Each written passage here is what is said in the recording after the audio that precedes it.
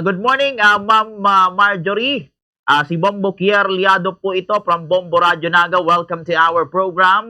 Bati muna kayo, ma'am, sa ating mga listeners and viewers. Pakilala po kayo. Go ahead, ma'am.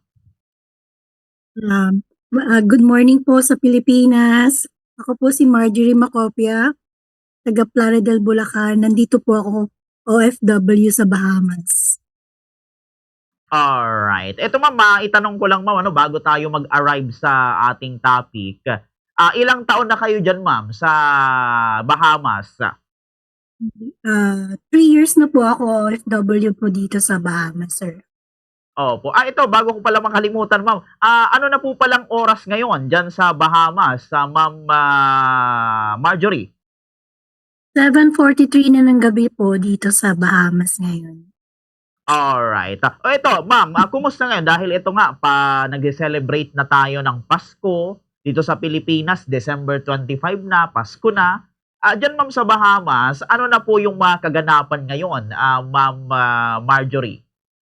Sa ngayon po, yung mga tao po ngayon dito is last day ng pag-shopping. We all know people I like shopping po before Christmas. So they are spending also the same thing as we are in the Philippines. Alright. Opo. Ito, ma'am, sa ibang mga bansa, may nakikita ko na ang gagarbo ng mga Christmas tree sa town, ganon, ang lalapad, ang lalaki, magaganda yung mga pailaw. Dito, ma'am, sa atin, sa Bahamas, kumusta na ngayon, ma'am, yung in terms of decoration ng mga ganyan sa streets? Ma'am Marjorie. In terms of decoration po, tingnan niyo po yung Christmas tree sa likod ko. Ganyan po sa kakutitap, kamukha din po sa Pilipinas. Gustong-gusto rin nila yung yung mga ilaw. Ganon din po dito sa Bahamas. Pero wala po kaming parol, Christmas lights lang po, tsaka Christmas tree. Opo. Diyan, ma'am, sa Bahamas, hindi uso yung mga ganon, yung parol, yung lantern, ma'am Marjorie? Hindi po uso yung parol, Christmas lantern, hindi po sila uso. Pero meron po silang bilen, katulad po ng Pilipinas, meron pong bilen dito sa Bahamas. Kaya lang, nasa park siya. Pero in a way naman po sa mga bahay-bahay, hindi po siya gano'n kagarbo. Opo. Eto, ma'am, puntahan natin yung mga ganap, mga activity. Ano ba, ma'am, yung mga taon-taon ginaganap dito sa bayan ng Bahamas pagka-Christmas, ma'am, ma'am Marjorie? Ang pinaka big time po na festival dito sa Bahamas is yung Jungkanu. Kumbaga, sa Pilipinas tinatawag silang ati-atihan. Yung costume ang pinaka nila doon, ang pinaka iniintay nila lagi kasi yung mga bohemian gusto nila ng colorful. Ganon po dito.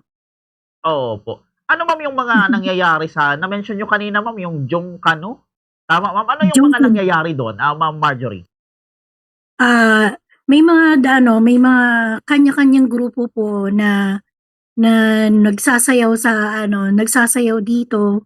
Kumbaga meron silang team, kumbaga may iba-iba silang team para dito sa festival na to. Opo. At kailan yan, ma'am, mangyayari?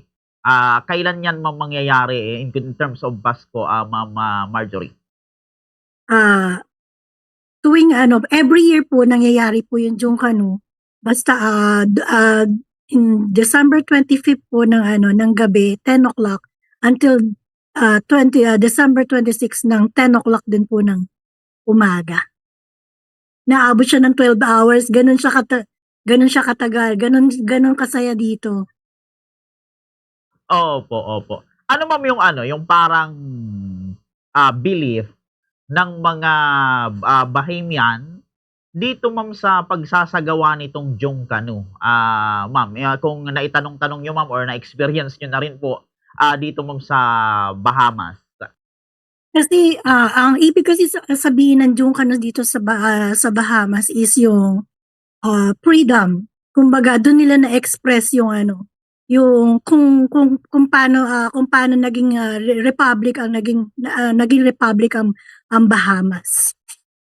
Iyon, opo, yun, yun nagkaroon kami ma'am ng idea. Sa ibang mga bagay ma'am, ano diyan, kakaroon na ba ma'am ng fireworks display, mga paputok, Ma'am Marjorie, dito po sa Bahamas? Meron din po fireworks display dito sa Bahamas. Kaya lang yung first day ng lightning ng malaking Christmas tree sa downtown ng Bahamas. Tapos dun nga sa mismong celebration ng Junkan, nagkakaroon din ng fireworks. Opo. Ito ma'am, nakalimutan ko palang itanong, ilang taon na po pala kayo diyan sa Bahamas ma'am? And kumusta naman yung celebration natin ng Pasko, every year, Ma'am Marjorie? Before kasi nasa family island ako, hindi masyadong ganun kasaya yung celebration ng Bahamas kasi meron tinatawag dito by island, may tinatawag na family island. Ngayon nasa city ako ng Bahamas kaya mas nararamdaman ko yung saya ng Pasko dito sa city rather than sa island. Opo. Ito ma'am, nakakatawag sa akin ng pansin. Nakikita ko ma'am yung Christmas tree niyo. Parang tunay ba siya ma'am na tree? Tunay ba siyang tree ma'am? Entry po siya hanggang sa ceiling. Yun, talagang binibigyan talaga ma'am ng ng halaga and pinapaganda talaga lalo yung mga decoration pala dito ma'am sa Bahamas. Ngayon ma'am, kayo po na mga Filipino community, ano ma'am yung mga ganap nyo mamaya or siguro sa pagsapit ng pag-celebrate ng Pasko diyan sa Bahamas, Ma'am Marjorie? Yung presidente namin si Ma'am Florida, every Christmas naman nagkakaroon kami ng salo-salo bilang pagtanda doon sa Pasko ng Pilipinas. So, lahat kami nagdadala ng kung ano yung pwedeng madala namin, potluck, para ma-celebrate namin ang Pilipinas bilang samahan dito sa community ng Bahamas. Opo, may mga nangangaroling diyan ma'am sa Bahamas 'pag Pasko? Yun lang sir, hindi po uso ang caroling dito sa Bahamas. Opo, yung mga ma'am, yung mga inaanak natin, mga gano'n, humihingi ng pera, humihingi ng regalo. Naku, yung mga gadi-gadi dito nagbibigay rin naman sila ng mga gifts, cash gifts sa mga inaanak nila dito. Pero more on sila, items, mga yung kumbaga gifts na sila yung namili, hindi yung Alright, opo, opo. Sa mga susunod ma'am na oras, siguro ano pa ma'am yung mga aabangan sa atin? Bukod sa yung na-mention niyo kanina ma'am, yung Jungkano, ano pa ma'am ang mga mangyayari mamaya, pagsapit nung pinaka talaga na oras ng celebration ng Christmas diyan po sa Bahamas, Ma'am Marjorie? Actually dito sa family na kasi isa akong caregiver, maganda naman yung celebration nila ng Christmas. Kumbaga sinasalubong din nila in 24 ng gabi, ganyan. Kaya mamaya may salo-salo, gano'n din. Hinihintay yung pagsapit ng Pasko. Iyon. Ito ma'am, mga remaining questions na lang ma'am, bago tayo magtapos. Siguro ma'am, ano yung mga bagay na nami-miss nyo dito sa Pilipinas? Kasi we all know naman na kapag sinabing Pilipinas, hindi tayo magpapahuli sa pagdiriwang ng Pasko.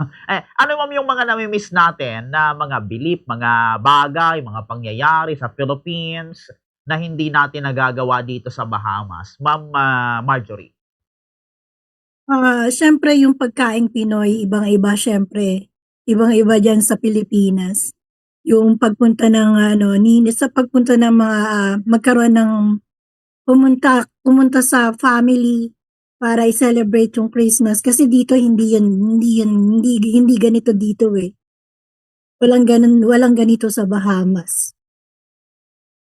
Oh, Opo, opo, opo. Tsaka yung iba ma'am, yung iba yung nami-miss ma'am dito sa Pilipinas yung bonus nila, yung 13th month pay daw, mga gano'n. Opo. Pero anyway ma'am, ito siguro ma'am, maibigay ko na lang sa inyo ang, linya. Siguro, batiin niyo ma'am ng Merry Christmas yung atin pong mga kamag-anak, kapamilya, kababayan dito sa Pilipinas, mensahe niyo sa kanila. Sige ma'am, bigay ko sa inyo po ang linya. Hmm. Sa buong Pilipinas po, maligayang Pasko sa inyong lahat. Binabati ko ng maligayang Pasko ang pamilya ko sa Bulacan, especially my family in, Macopio family and Martin family in Bulacan po. Yun lang sir. Maraming maraming salamat po sa opportunity na binigay niyo sa akin at Merry Christmas po sa inyo lahat. Opo. Eto ma'am, bago tayo talaga tuluyang magtapos, isang request na lang ma'am. Banggitin niyo nga ma'am yung aming pangmalakasang battle cry na "Basta Radyo, Bombo!" Sige ma'am, banggitin niyo po. Basta Radyo Bombo!